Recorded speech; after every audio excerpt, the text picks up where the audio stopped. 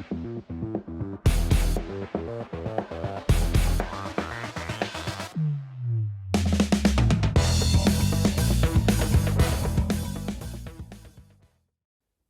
everyone, welcome back to the show. Thanks for tuning in again. I gotta tell you, I am in full bore tournament mode. I am doing all of the research I possibly can for upcoming tournaments, trying to familiarize myself or refamiliarize myself with the lakes that I haven't gone to.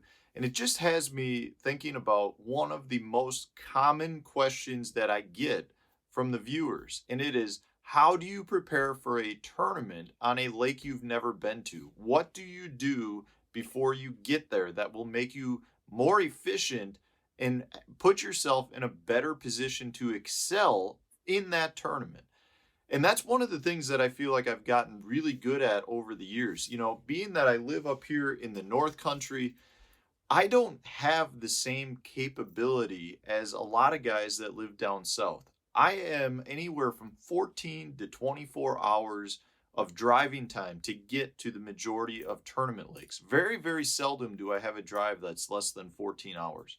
Now, what that means for me is I can't just pack up the truck and take the boat and drive down for 2 days and then drive back, because I would spend more time driving than I would be fishing. And it would cost me way more in expenses to justify doing it, because if I go and win, say in these professional tournaments, if I win a $10,000 check, my expenses just to fish that tournament are going to be around $7,000. If I take a pre-trip down to fish that lake, you're looking at another $1,000+ in gas and lodging to go practice. And that doesn't make sense to me, because of the fact that then I'm putting down, say, $8,000 to try to win a $10,000 check, which is only a $2,000 profit. So it doesn't make a ton of sense for me. It's one of the issues I have with living north, but I choose to live north for other reasons. And I understand that that is an issue that I have, is I just don't have the ability as easily to go pre-practice. Now, that's not a complaint. That's just, I'm explaining that situation so that you guys understand how important it is for me to do as much research online as I possibly can before I get to a body of water. Now, when I say research, the majority, I would say 90% of the research that I do regarding these lakes I'm going to is aerial photo related. It is Google Earth or Bing Maps or whatever other maps that I use, taking that, overlaying that with the different apps that I have, like the Navionics app, to look at the contour lines of the areas that I'm looking at, so that not only can I find areas that are potentially look good from the aerial map, I can find areas that look good from a contour line standpoint, and I can blend those together. So, you know, for the spring tournaments, what I may do is I may look for wintering areas on the Navionics app, looking for contour lines where fish might be holding on deep points, offshore saddles, rock piles, that type of thing. And then I'll go to the aerial photo and be like, okay, I know they're probably wintering here. This is where they're going to spawn. And I'm trying to find those travel routes in areas that to me make a lot of sense, whether it's points, or, you know, break lines that come in, or roadbeds that come in from deeper water into those spawning areas, things like that that make a lot of sense as travel routes. If it's pre-spawn, if it's spawn time, then I know, you know, I'm probably looking directly at the bank. So when I'm looking at aerial photos, you know, one of the things you can do on Google Earth is you can go back and look at times when the lake was low. If you can find periods when the lake was low, you can then actually see isolated pieces of structure, whether it's brush piles under docks, whether it's an isolated boulder, it could be a rock seam, it could be brush piles, it could be, I mean, there's so many different things that you can see on Google Earth. At that point, I'll make waypoints, put that in, you know, save it on Google Earth, and I can transfer that over into my Lowrance units.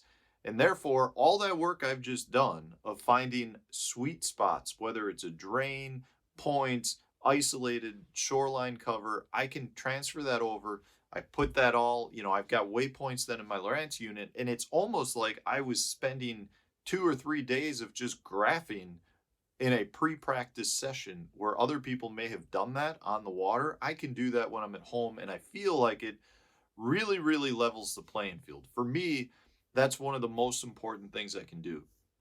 I feel like Google Earth and aerial photos allow you to see weed line edges, those drains, the different things that I can't see even along the water a lot of times. That's one of the nice things. So if I'm in my boat and I'm graphing and looking around, yeah, I can see what my side imaging is telling me, but I may not see a hole inside of the grass or a indent inside of a grass or see on the other side of a point just because the side imaging is limited to how far it can go. And it's also limited to if there's objects that you shoot into. So if you've got a solid grass line and you're shooting into it, you're going to see to that grass line, but you're not going to see much past it. I may not see a hole in the grass on the other side.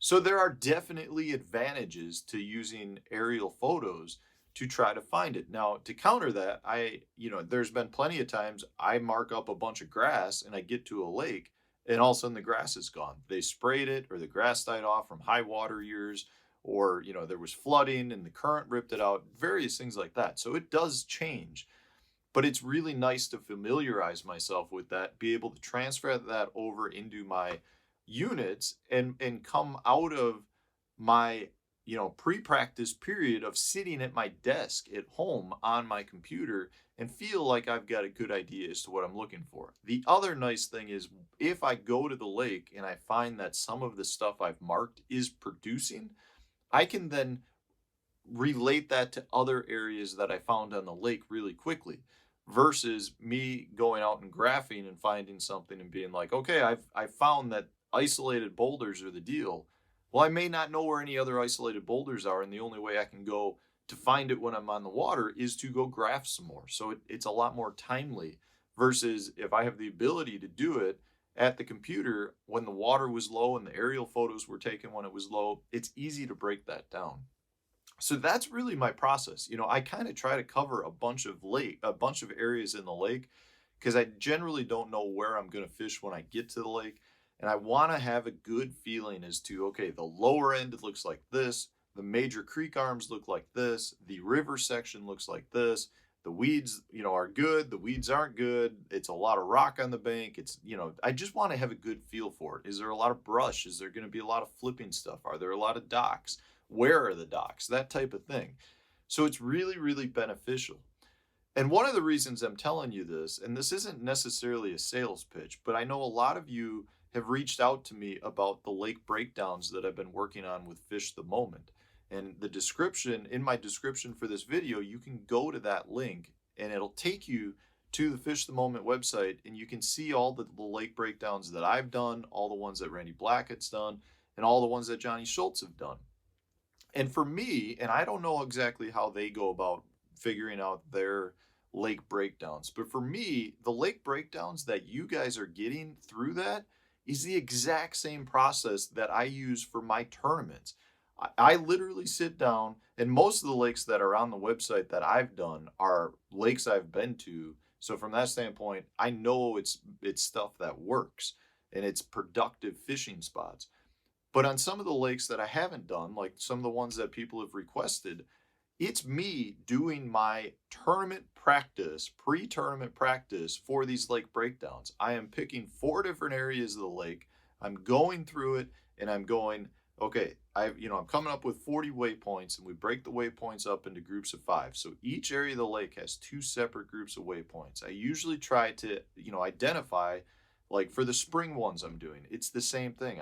I'm saying, okay, they winter here, so these would be good pre-spawn spots, and then these look like good spawning spots. And then I'm picking out the juice spots. So, if it's a lake that I can see when the water is low, like a lot of the California lakes, you can go back and find it when the lake was down 100 plus feet.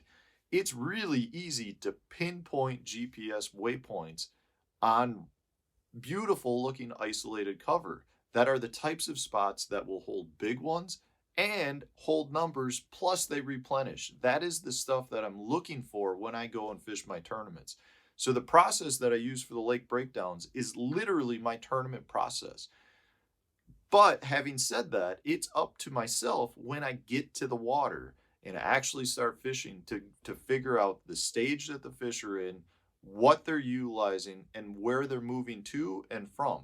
It's the same thing for you guys that purchase a lake breakdown. It's the same thing. I'm providing the backdrop, but once you get there, you got to analyze the situation. You got to sample some of the waypoints and make decisions based on that.